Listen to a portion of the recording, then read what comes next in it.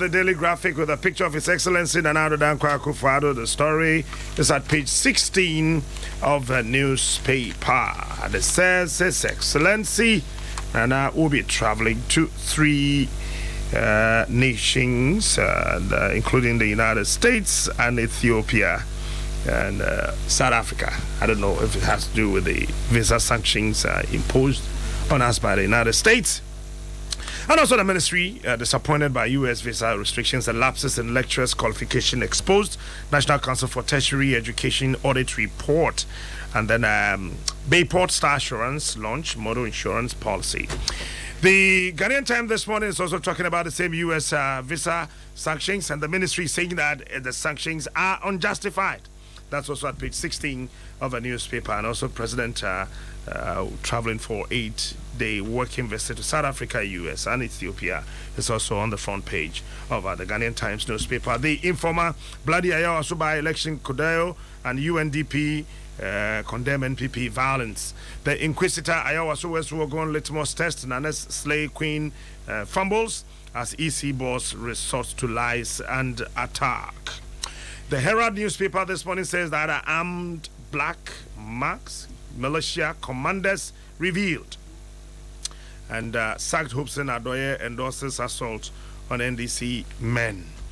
The Gold Street Business first ever 6-year T-bond issued. 6-year Treasury bond issuance replaces 5-year bond for February 2019. And banks to drop interest rate. That's on the front page of the Commodity Times. Ghanaian Observer this morning says the Peace Council others chastise John Mahama and no party can beat NDC in unleashing violence. The Daily Statesman, Mahama will lose 2020. NDC Northern rival Alban Bagbin predicts. And then Akufo-Addo running the most nepotistic government ever. And then be agent of economic independence, UK commissioner. The Daily Guide, Otumfor Hills Free Senior High School, and NDC Guru Storm EC charge on Jane Mensah. Finder says China's $20 million for 1,029 boreholes, 500,000 residents of remote communities get relief. The Crusading Guide, Peace Council Chair Flux Mahama says apologize for your boot-for-boot outburst. The Insights, bloody by elections, EC denies violence and marks down men at polling stations. The Daily Searchlight, MPP will not contest Mahama on violence. And then the Today newspaper, Mahama ignores NPC's advice. And then the Chronicle, U.S. chains Ghana deportees against international protocol. That's coming from the government. And then President flies out to U.S. and Ethiopia. And government is on borrowing spree. That's coming from the former President Mahama. Daily Dispatch is also looking at analysis of Ayawa West Wogon by elections. And Akufo-Addo 2011 All Die Be Die and John Mahama's 2019 version. We'll look at both this morning. And then the Business Journal says 2019 budget promises hope for the economy. All right, so that's it from the various newspapers. It's exactly 29 minutes to strike 7 hours GMT on this greatest all-time radio station. Quite shortly will be sports, but before there's something we're going to do for sport.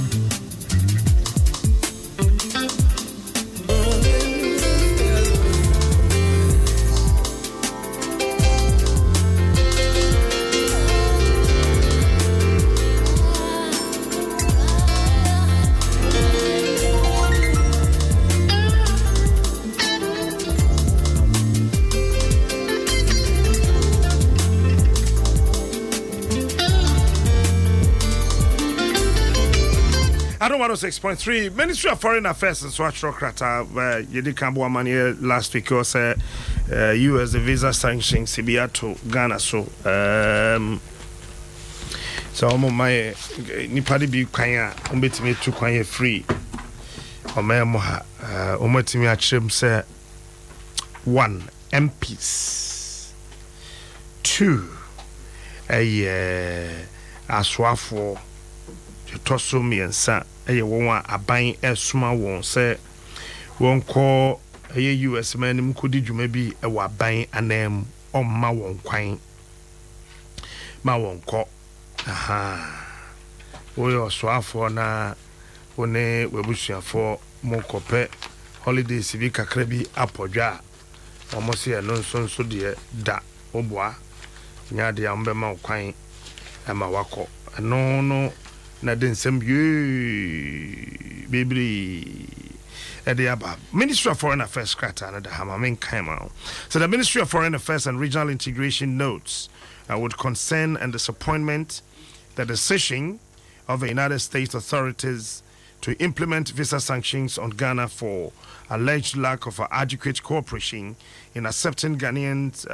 nationals who have been ordered removed from the United States. The ministry wishes to state that it has always cooperated with the U.S. authority in the processing and removal of Ghanaian citizens who have been cited for deportation from the U.S. to Ghana. Okay, so that quickly now, meba nafi yetimi atwaso Honorable Pius Hajide, Deputy Minister of Information. Honorable, what me come in watch channel pay? Menya meji so na apomete say about that Roma me ho ya da won so mumpai bo ene nyame ada Roma esu yentekwam and pay ya who say most of the newspapers say carry and raso you statement and say abayana say US sanctions no e unjustified but then man e unjustified yo menya penyin Captain Smart ne dika mami enchia una Minchia Adom FM etifo nyina na no pay ejuma mo de boa oman punto no aban no ene Ghana fo nyina ene aso nti no mami de kan ebo abaso enso na yanya nti ese yenuanom America empenyimfo edi nhihye bi abase se bano yenga na yempenyimfo ni bi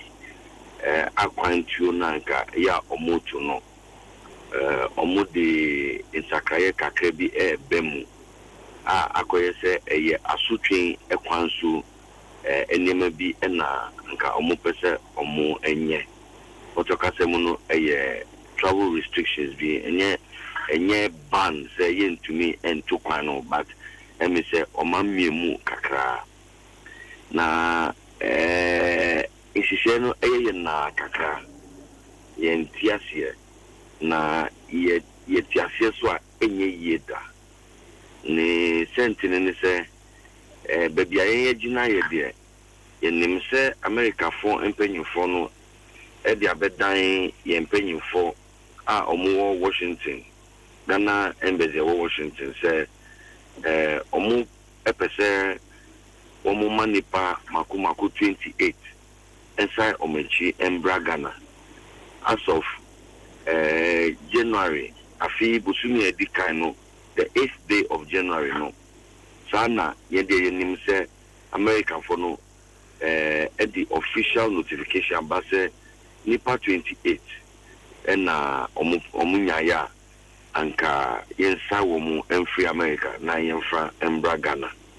na impenyifo etu hu anamu ntententem ama omako interview nipa 28 no mu oma interview nipa 19 na 19 no mu no se omagia to mu se 11 there se yema wo mu kwan se omun sign back to Ghana na ni kwan so a enti no impenyifo no ema won travel certificate ya enu na betumi aboa na sa yenuanom no ebetumi asa machi aba enti se American penny for no say Ghana ye twitwa ye nansi se ye bebua na ye di ye nuanu mu a abaino America baino eni ihihye no eye na agene se oso mo ba ye twitwe ye nansi a na eye na kakra na nka ebesre se the particulars, the further and better particulars, say, ampara, impending for a future of Nansa, Nanka, you show him say, America, impending for a debate to ja. Letter, and no mutrema, and a young you or manoa, na, a same meeting be, and no mafre, and a Ghana impending for uncle. What are the particulars of your move friend? Lack of cooperation no wacho nanka yenyaya nanka oma achechemu ni ayenim so ne se America embassy e wo Ghana ha ekatre Ministry of Foreign Affairs e won komodie mu verbally e se anka American penny for nyaya nanka Ghana fo bi be 7,000 ebia nka yesaum machi ama oma bagana na sebio adene nhihye eka ho nyese ofu se eye woman entinu se obi wo woman so a obetumi asori prekupe na osi frimi asase so neko na nipa no so se wo ajapade wo ho se wo bisia wo ho se itese na wanya kentinu chesena wafani bag na kono no nam se bi ewu asase so nyesa netie ewiase nkabo mukuo amama nyina aka bomu a ya ye nhihye ya aye international law international protocols e wo ho a wo se ye nyina ye di ekire enti se mpo uye America ni na wo Ghana na se Ghana man no epese osan kwa uso wa kwanya se ubetimi e di akodan court kura se court ehwe muman na ken 7,000 na American penny for edi omanu e kan keke se dombi wo hosa na omunya ya omubesa machi aba no yeso yenim se sa dom no bebre na court kura enyanji ntumu ye se wo se enimonimu ya no na just court order say Musa Mochi enko bebia mu friba se bibi sa wo ho so a se nanka ye American penny for na se die se omu edi beba betu ye penny for enim enye se bisebio atisem anase anu enkomo a adamfofo mienu ebetumi edi no enunu enye engina so a nka omamu ni nyina anase state sovereign state ebetumi ediadi ejuma. Okay, now yensha 28 no one aka no apart from 19 no yet say na what kind of statement to say the outstanding are as a result of doubts of their Ghanaian nationality remaining no yanjin this omo ye Ghana for wofa adeni se yetikomu ha se obekaya ebinu kura yedioma bapen abakosem ene treyen yedioma bapen yehwehwe mu no afena ekohunu se ebinu kura efri Sudan bebia Sudan kura bengana sa be yebetumi aka se ende uba obetumi ananti akofia na se Togo na se we are ben anu ya Sudan yenim bebia wo abakosem kire se sa na mebi etwemu yedi nkofo bi ba ye yehwe mu no na ebinumu ewo ho a omunye Ghana fo but the problem and ewo ho this ye kase no omunye Ghana fo no why na ma omo Ghanaian passport no enene de woba ye betumi ahwehwe mu na asema ye kan maybe atwemu a ye nanumu bi empeso mu beti ase ene se ye system no mu ya gugu nyama dodo na uko my bebre a obia your national identification process na obefemu ansa usabeka national identification no so unyesa kroma eyedene entino yensu yensua na yenya yedie no mu na yemma say access to identification documentation etumi bua obenya passport ni ekika ho yemmu kakra no we nyina ka ho but honorable what passport officer fire service ni wo ho police ni wo ho BNI wo ho national security wo ho say ebetimi I investigate na yetimi authenticate say Mr X Madam Y or ye Ghanaian it's one what am I trying to say en America no media ye kan aban ya dwen kra ne say sa human interface say onipa ene bebua nti no upe passport wa agi ubeko osimesi ho ufi osimesi ho na wako omenti ho ansa na wako dru pious ho ansa na captain smart edi adi amount se nipa human interface no ewo mu saa sebio nipa timu intisa brofa etumi pai anase se nipa kodi boni kwa yentwe ewo ni forehead so enti no se mini wo ebia ye pape ya uba ye beka no kwa wo mu ekire wo no ebia nyesa na obitie enti obi agina ho a onim pefe se asimesi ni kasa o kai kwa no enye Ghana fo kasa onu akasa kwa tumi ji tumu kwa kire ni amate no ekese mebe etwemu kwa no obi kwa tumi ji tumu se minia mi no minye Ghana ni but hu be hia me se wo be boa me na mi kakra me kwa ni so obetumi a ne boa me ya ti sansem ni nyina epen ewo yekuri mu enti no saba kosem ni nyina ewo ho na ebinum so wo ho a sebio ya ti se omuso ekra dual nationality there will be Ghana ni esan simesi ni enti no se adentina Ghana emumu na mo bepese ombra na enye ni other nationality questions are yeni American penny for no ebetumi atena ho atena si ade ho nkomo ebiom so no se bi owu na wo chere se nipa no kra passport se passport no ye papa o nye papa o se bi o visa na odi rua ni krom no nye Ghana ban ene di visa na ma enti se passport no enye papa na ya nhweye anye ehwehwemu no ye na etre na ekohu no sa ende